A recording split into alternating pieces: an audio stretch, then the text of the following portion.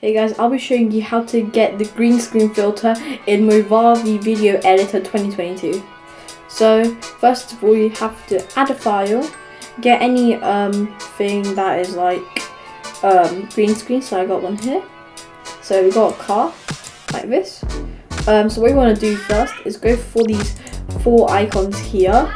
Then you have to go all the way this way to press chroma key, or you can just find it in one of these sections here. And then when you get the chroma key, it will pop up with this tool.